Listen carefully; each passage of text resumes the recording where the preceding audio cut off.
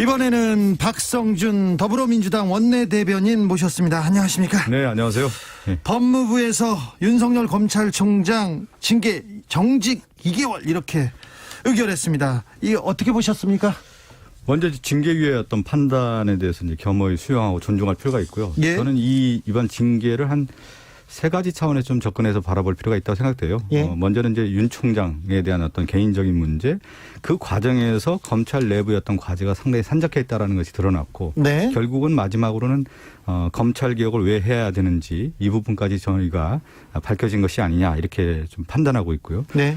결국 이제 검찰은 법과 원칙에 따라 투명하고 공정하게 진행된 이 징계위 결과에 대해서 무겁게 받아들여야 한다 이렇게 말씀드리고 싶습니다. 네. 민주당 주변에서는 해임이나 면직 사안인데 이거 정치적인 고려가 있었던 거 아니냐 이런 시각도 있어요. 근데 저는 징계위 결정들 중 보면은 이제 반론권도 충분히 보장하고 절차적 어떤 과정에 대한 것을 충분히 받아들이지 않았습니까? 그랬을 경우에 어떤 결과에 대해서는 징계위 결정은 겸허히 수용해야 된다고 보고 있습니다. 네. 아까 최영두 대변인도 그렇고 이거 불법이다, 이거 무법이다 이렇게 얘기하는 그 국민의힘의 비판에 대해서는 어떻게 보십니까? 이런 얘기도 했어요. 주호영 원내대표는 조직 폭력배들의 사적 보복과 다름이 없다 이렇게. 근데 우리가 이제 정부 조직이라고 하는 걸 볼 때 법무부가 있고 법무부 외청기관이 검찰이지 않습니까? 네. 그러면 이제 법무부와 검찰에서의 검찰총장의 징계 문제는 우리가 얘기하는 정부 조직 내 문제란 말이죠. 네. 그리고 고위공직자의 혐의에 대한 부분을 징계위원회가 결정을 한 것인데 네. 그런데 야당의 원내대표가 이런 고위공직자 징계 문제에 대해서 오히려 언급함으로 인해서 징계 절차의 정치적인 어떤 시선과 정치적인 어떤 개입으로 비춰질 수 있다는 부분이고요. 예. 또 하나는 야당의 원내대표의 이런 언급들이 윤석열 검찰총장을 이미 정치인으로 바라보고 접근하는 시각이 있다. 예. 그러니까 우리가 과연 고위공직자의 징계 문제를 정치인이 언급할 사안이냐 이렇게 바라볼 때는 예. 저는 야당의 원내대표가 이 문제에 대해서는 법무부나 결정이라든가 징계위원회 결정이 충분히 받아들여야 되는 문제인 것이지 예. 정치적 시선으로 접근해서는 되는 문제는 아니다. 이렇게 말씀드리고 싶습니다. 법원의 판단이 그렇듯이 그럼요. 이것도 법무부의 판단이고 예. 이 법적인 절차를 밟은 건데 왜 정치인들이 나서서 정치적으로 해석하느냐. 한마디로 말해서 임명직에 대한 징계 문제에 대해서 네. 고위공직자들의 징계 문제 아니면 뭐 예를 들면 뭐 법무부가 됐든 국토부가 됐든 그런 공무원들에 대해서 징계를 할 때 네. 정치인들이 언급하지는 않지 않습니까? 네. 저는 그런 차원에서 접근할 필요가 있다. 자, 지금 추미애 법무부 장관이 청와대에 들어가 있는 것 같아요. 대통령한테 직접 이 사안을 보고하고 제청하는 이렇게 절차를 밟고 있는 것 같습니다. 대통령이 제가 하시겠죠? 뭐 제가에 대한 부분은 제가 이제 대통령의 결정 사항에 대해서는 제가 언급하는 것은 좀 조심스럽고요. 예. 어떤 정치에 대한 사안에 대해서는 선택과 결정이 반드시 필요한 것이죠. 예. 그렇다고 하면은 이 문제를 어떤 절차가 거쳤고 이 징계위원회의 어떤 과정들이 충분히 토의가 되고 결론이 잘 내려졌다고 하면 저는 절차적 과정에서에 대한 부분에 대해서는 대통령께서 받아들일 것 같고요. 검사징계법 제가 자료를 보니까요. 23조에 징계 집행은 정직의 경우에는 법무부 장관의 제청으로 대통령이 한다 이렇게 나와 있더군요. 예. 이 절차적 과정을 저는 지키면 된다라고 생각하고 있습니다. 법대로 절차대로 네. 하면 네. 된다. 예. 네. 자, 이제 검사 징계위원회에서 정직 내렸고요. 그리고 대통령의 재가가 있으면 이제 이 논란은 사라지고 검찰 개혁의 길로 접어들 수 있을까요? 이제 또 갈등이다, 사태다 이런 얘기는 듣지 않고요. 제가 처음에 얘기할 때 윤석열 총장의 개인 혐의에 대한 부분과 검찰 내부의 문제도 불거졌다고 하지 않았습니까? 예. 검찰 내부의 문제 주 앵커도 좀 잘 알고 있겠지만 특히 이제 검찰 내부의 문제는 특권 남용의 문제가 있었다라는 거죠. 네. 제가 예를 들면 윤석열 총장의 장모 또 배우자 수사 지연의 문제 네. 또 이번에 크게 드러났던 윤갑근 전 대구고검장 수사에 대해서 제 식구 감사기가 드러났고 그분은 구속됐습니다. 지금 구속됐죠. 네. 그런데 그 당시 보면은 수사를 문개기하고 감싸게 했다라는 거 그대로 드러나지 않습니까? 또 룸사롱 검사 사건과 관련해서 접대 받았습니다. 접대 받았는데 분명한데 그냥 불기소했나요? 그냥 처리도 제대로 하지 않았다라는 거. 한 명만 기소하고 네, 두 명은 그냥 불기소, 예. 불기소했습니다. 이런 것들을 볼 때 저는 검찰 내부의 문제, 그러니까 일벌백계하는 검찰 조직이라고 하는 것은 사실은 법을 집행하는 기관 아니겠습니까? 네. 또 법을 집행하는 수행자이면서 공익을 대표하는 검찰총장 이런 문제에 대해서는 상당히 엄격하게 집행을 했어야 되는 문제인데 네. 검찰 내부의 문제가 그대로 드러났다라는 것은 결국 윤석열 총장이 검찰 내에서의 문제를 제대로 해결하지 못했다라는 부분도 드러났다 이렇게 언급하고 싶습니다. 이 부분을 좀 강조하고 싶은데 국민의 눈높이에 검찰 개혁은 한참이나 못 미치거든요. 네네. 검찰은 자기 식구들은 검사 출신들은 봐주거든요. 그런 일이 계속 있어 왔어요. 그래서 검찰 개혁에 한참 못 미쳤다. 이 부분에 대해서는 조금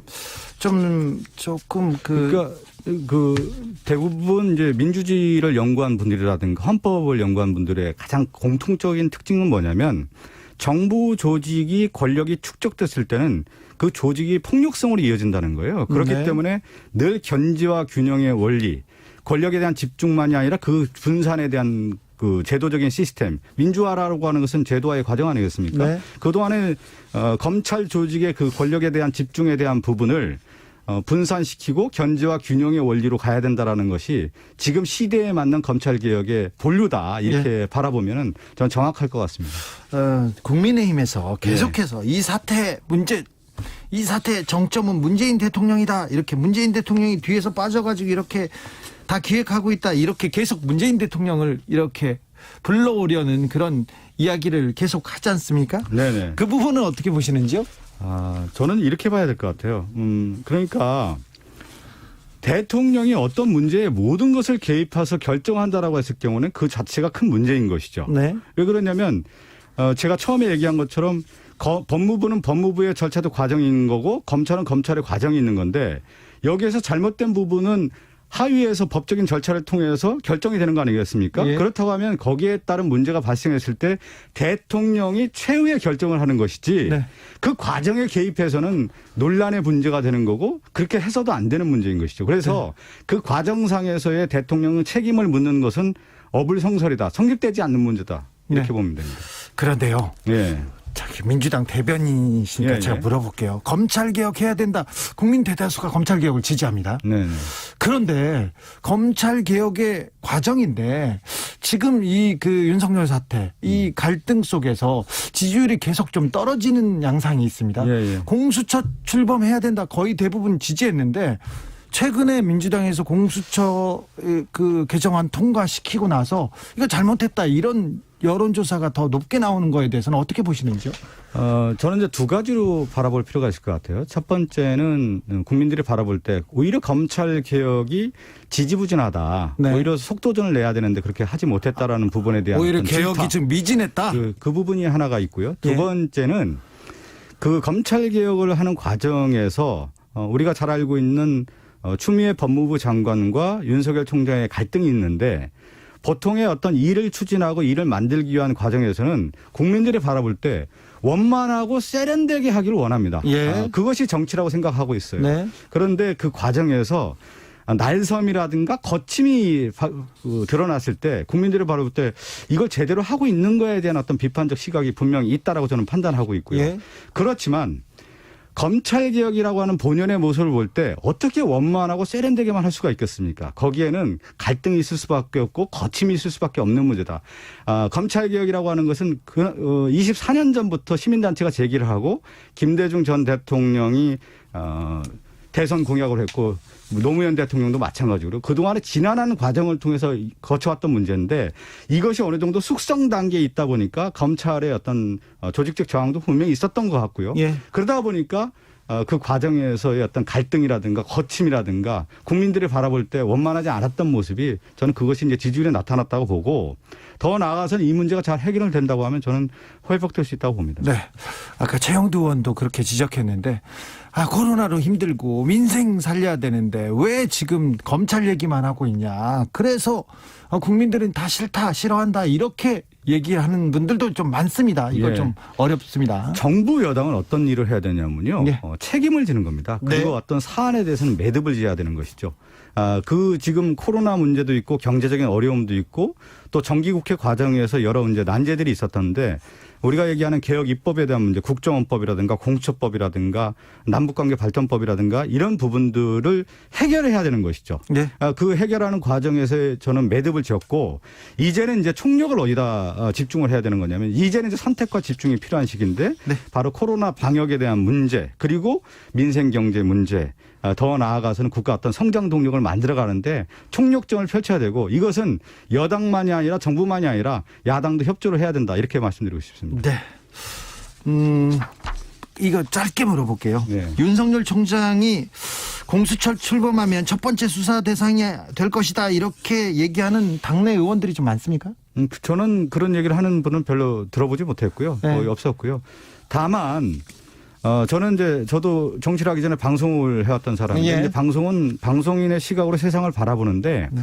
정치인과의 큰 차이점은 뭐냐면 정치인은 어떻게 보여지느냐, 어떤 네. 모습이냐, 어떻게 비춰지느냐의 모습인데 윤석열 총장은 이미 저는 정치의 장으로 들어왔다고 봅니다. 예. 정치의 광장으로 들어왔고 국민들이 그렇게 생각하고 있는 문제이기 때문에 정치의 광장에 들어왔을 때 검찰의 어떤 중립성, 독립성에 대한 부분을 주장하는 부분하고는 상당히 배치가 되고 있다는 말씀 마지막으로 좀 드리고 싶습니다. 네. 검찰총장, 윤석열 검찰총장은 언제부턴가 정치인으로 보이죠? 국민들의 시선이 되게 중요하다는 거죠. 국민들이 어떻게 바라보고 있고 시민들이 어떻게 바라보고 있는데 이미 정치의 광장, 장에 들어와 있다라고 저는 보고 있습니다. 알겠습니다. 여기까지 듣겠습니다. 박성준 더불어민주당 원내 대변인이었습니다. 감사합니다. 네, 감사합니다.